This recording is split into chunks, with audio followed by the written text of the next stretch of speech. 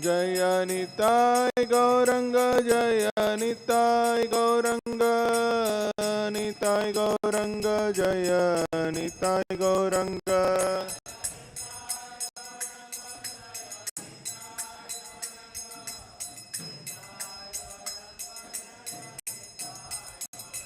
Jaya Jaya Prabhupada, Prabhupada, Prabhupada, Jaya Jaya Prabhupada.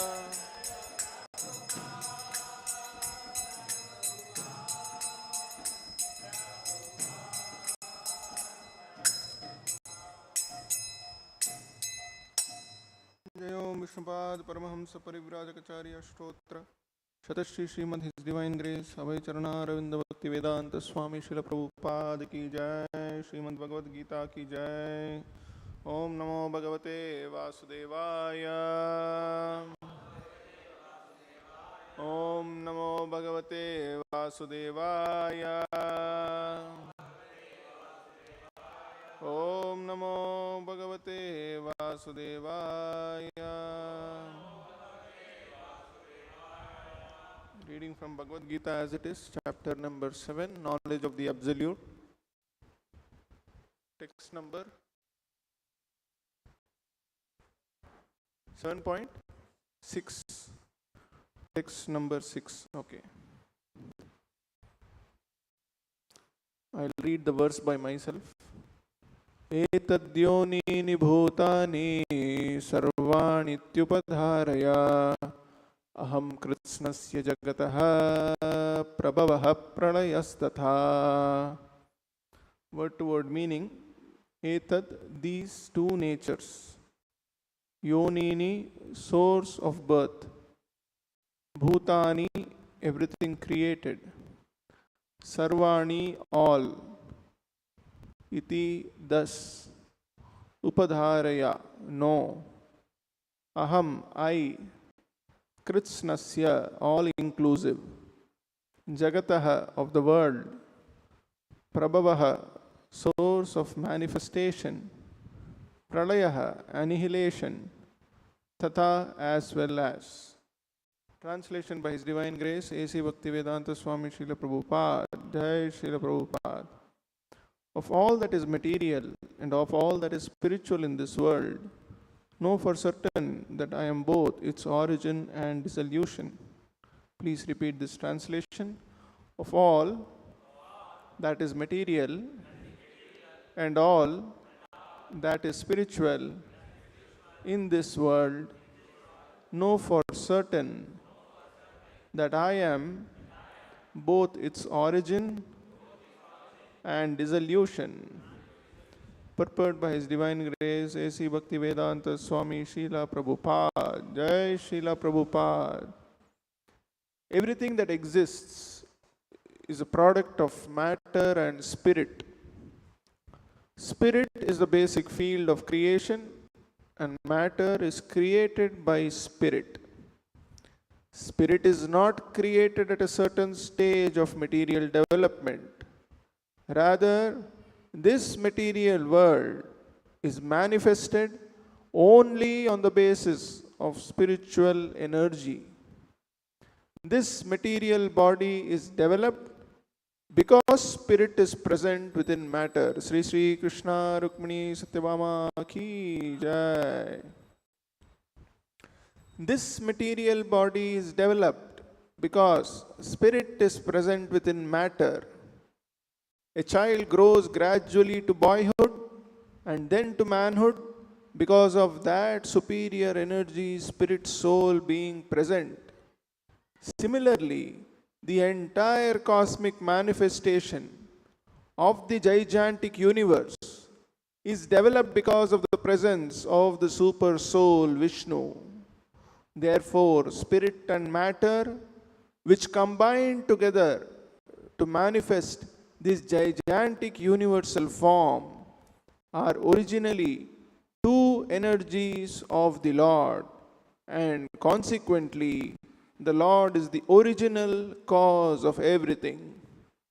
A fragmental part and parcel of the Lord, namely the living entity, may by manipulation of material energy construct a skyscraper, factory, or city, but he cannot create matter out of nothing. And he certainly cannot construct a planet or a universe. The cause of the universe is the super soul Krishna, the supreme creator of all individual souls, and the original cause of all causes. As the Katha Upanishad confirms, Nityo Nityanam Chetanas Chetananam. Thus ends the Bhaktivedanta purport. Om Ajnanatimirandasya Jnananjanashalakaya Chakshurunmilitam Yena Tasmai Shri Gurave Namaha.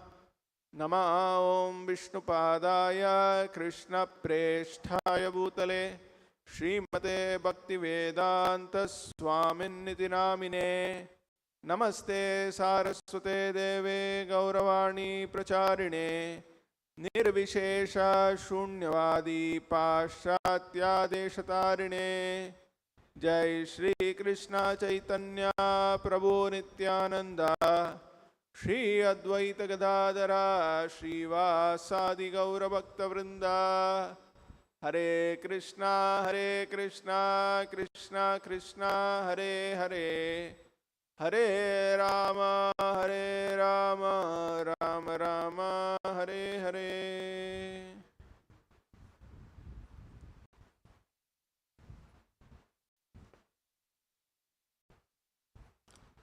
One criticism people have against spiritualists or followers of religion is that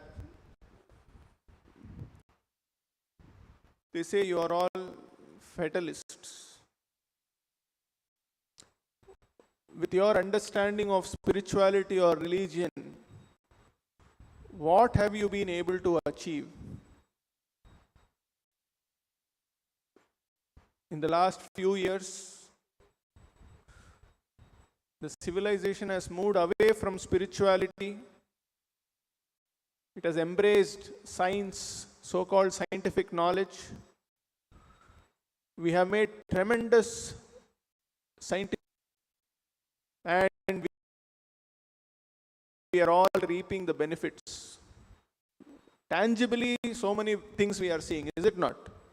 So many tangible results we are able to see.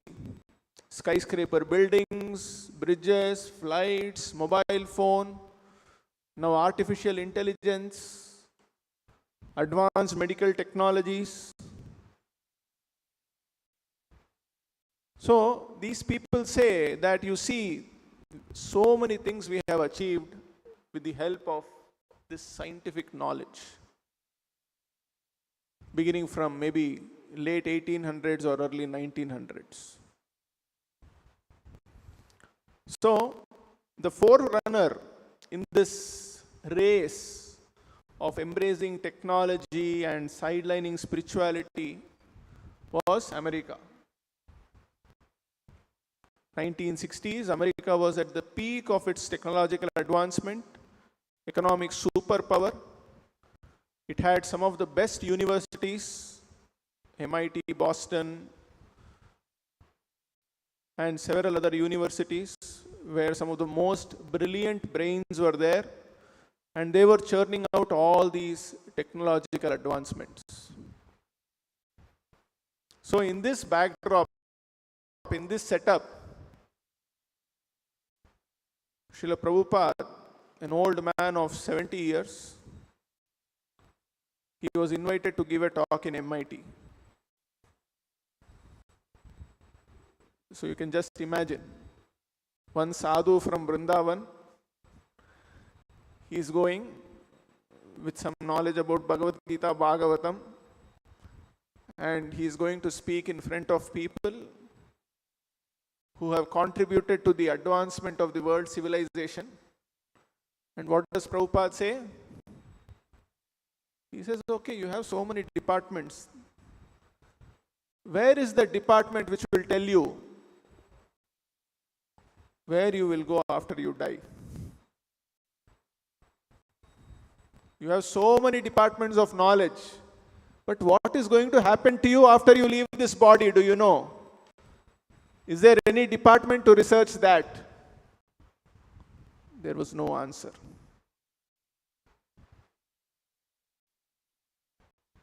In the beginning of this chapter, in the second verse, 7th chapter, second verse, Krishna says,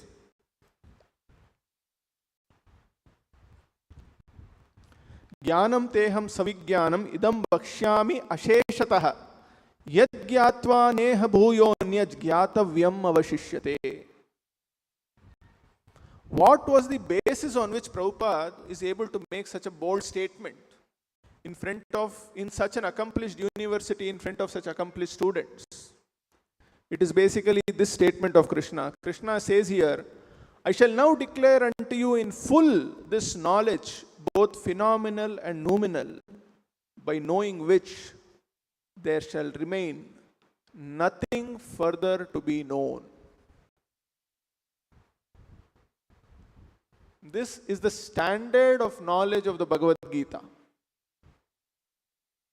Where if you just know this one book, Bhagavad-Gita, nothing else remains to be known. So what is that knowledge by knowing which nothing else remains to be known? That knowledge which is beyond all the technological advancement by which, these skyscrapers have been built, mobile technology, artificial intelligence. What is that knowledge which is beyond all of this, which is improving our lifestyle?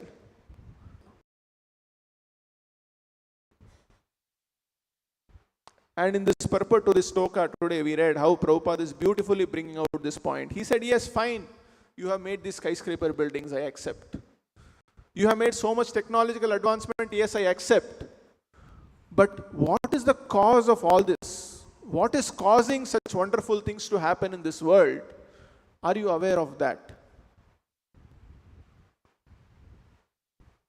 He says that is the spirit soul within this body. Is it not? Suppose there is a brain of a wonderful scientist, the most intelligent scientist who has done so many wonderful inventions, and he dies. And let us say you preserve all his body parts carefully. And then you take out his brain and transplant it into another person. Can that person suddenly start inventing wonderful things? He cannot. So what is it that is actually contributing to so many material advancement? It is the soul within the body. So we are appreciating the intelligence of the scientist. We are appreciating the intelligence of so many people. But we are not appreciating that spirit soul, who is that person himself. If that spirit soul is not there, then that person himself cannot do anything. So, why this knowledge is complete is, it is not just dealing with the external mind, intelligence, ego or the senses. It is dealing with also the spirit soul which is animating this entire body.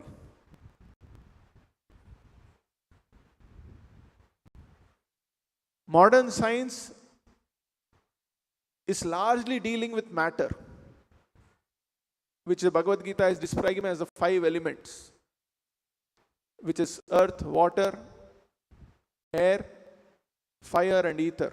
Bhumi, Rapo, Analo, Vayuhu, Kham. And now they are progressing little into something beyond that, which also is described in the Bhagavad Gita as Man, Buddhi and Ahankara, which is mind, intelligence. Of course, science has still not come to analyze or accept the existence of something called false identity or false ego. But they are also accepting there is something called mind, there is something called intelligence. But the Bhagavad Gita is progressing even beyond that. It says, yes, there is a gross body, there are gross elements, there are subtle elements, but all these are only inferior material energies.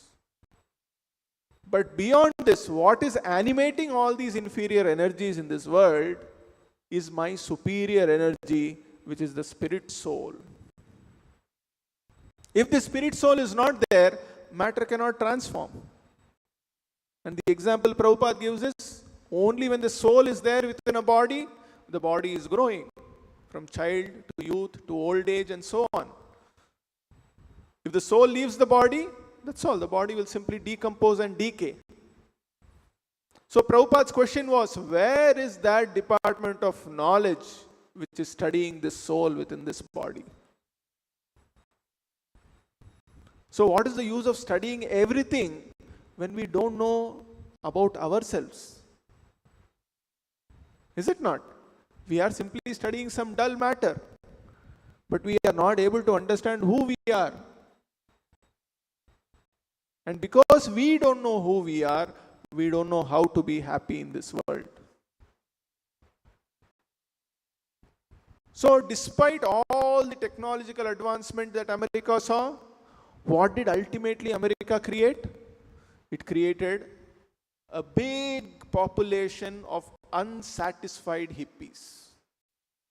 This was the result of all the technological and economical advancement of America. And Prabhupada said that with all your material intelligence, this is what you have been able to create.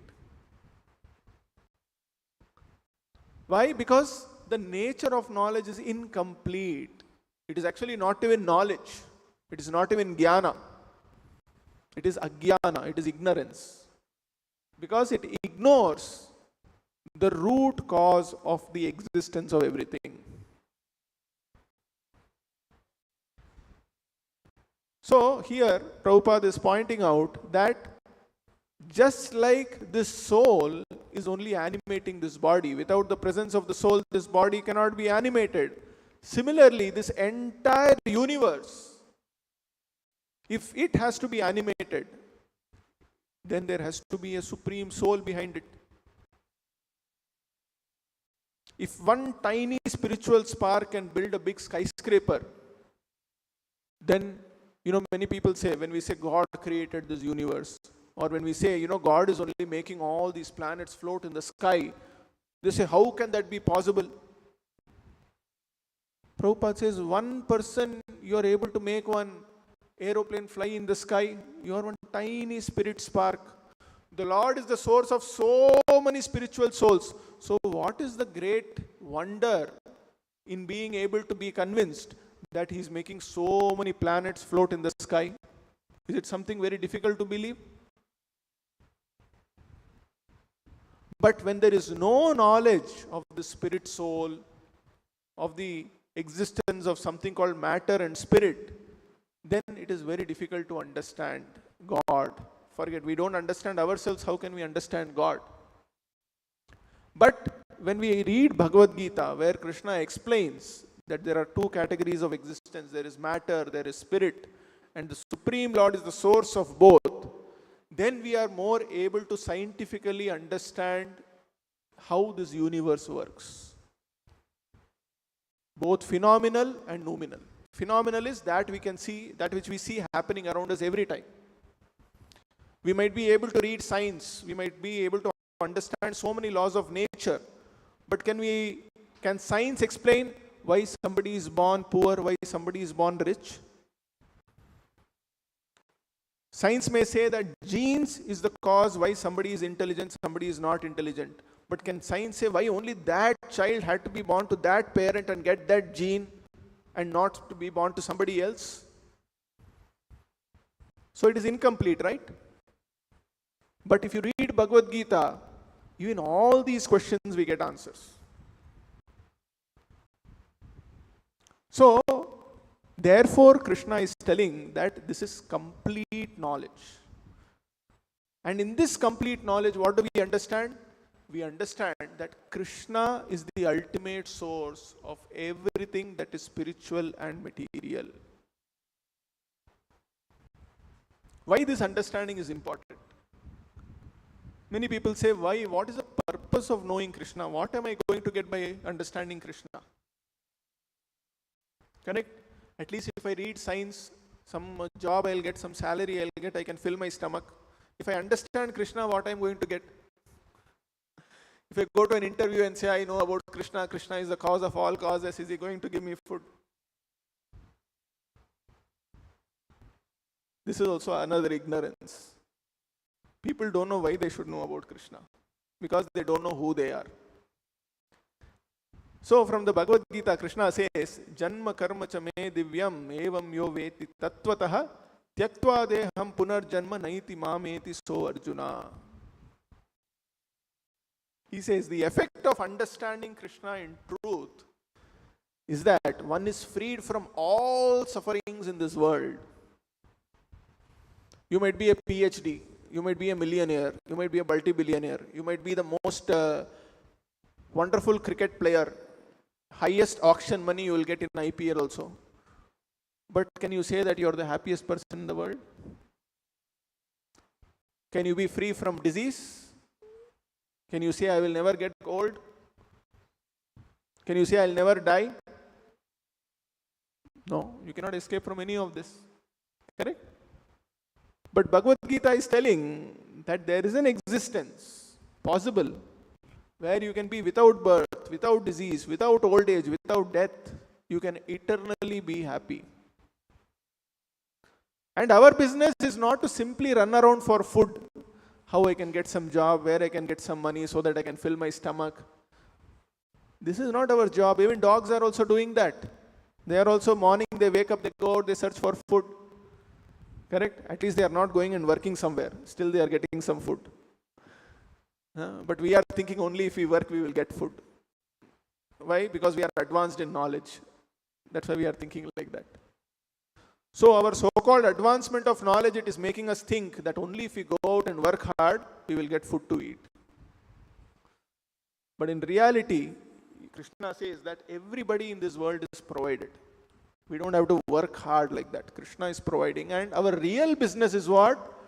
To understand Krishna and to revive our relationship with Krishna. This is our real business. So we might study in MIT, we might get the biggest degrees, but if we do not understand the science of Krishna, we do not use our energy and time in reviving our relationship with Krishna, then it is simply a wasted effort. We have wasted our valuable lives simply trying to become sophisticated animals. But that same time, energy we invest in understanding who Krishna is, understanding who we are, and revive our relationship with Him through this easy process of chanting Hare Krishna, Krishna Krishna, Hare Hare, Hare Ram, Ram Ram, Hare Hare. What is the result? We can revive our eternal spiritual life and experience unlimited happiness. With this, we'll stop here. Srimad-Bhagavad-Gita ki jai, Jagadguru Srila Prabhupada ki jai. We'll have Shine Aarti now. Hare Krishna.